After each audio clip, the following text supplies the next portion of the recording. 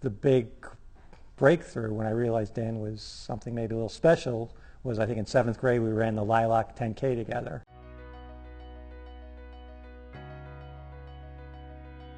And I thought I had a pretty good race. I ran it. We didn't run together.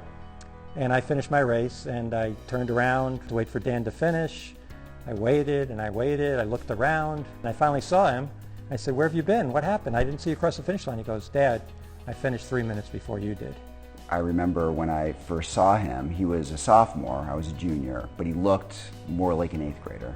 And he had ridiculously long legs. I think it may have been Matt Bunce or Eric Garson gave him the nickname Lumberjack when they first met him, because he still hadn't hit a growth spurt, and he was kind of a little skinny, short kid, but he had some running ability.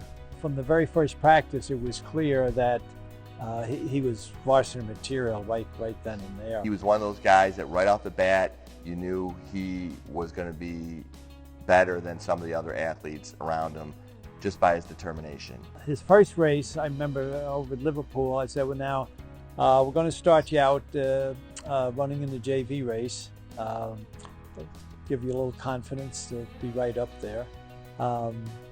And he goes out and wins the JV race. He had a real long stride that never stopped. And as he aged and grew into it, it became all the more powerful. And you knew that if he was there at the end, there was a good shot that he was going to win. He was never the fastest guy, but he definitely had great endurance and definitely pushed himself very hard, trained very hard. Dan is a steady guy, and I think that comes with training. When you work hard, when you're ready to race like that, it's not as hard to do that.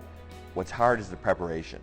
And he was always prepared. He's always ready to do those things in races, to get out and maintain a lead, to get out and push a pack. To have that individual success that Dan had and be able to share in that, but also the team success that Mr. Bradley and then Pete Glavin and Dave Worth were able to instill in the teams. It's just, you look back on it and it's just so gratifying to be able to be part of that. He's amongst the best, and he is the best as far as the distance runners are concerned.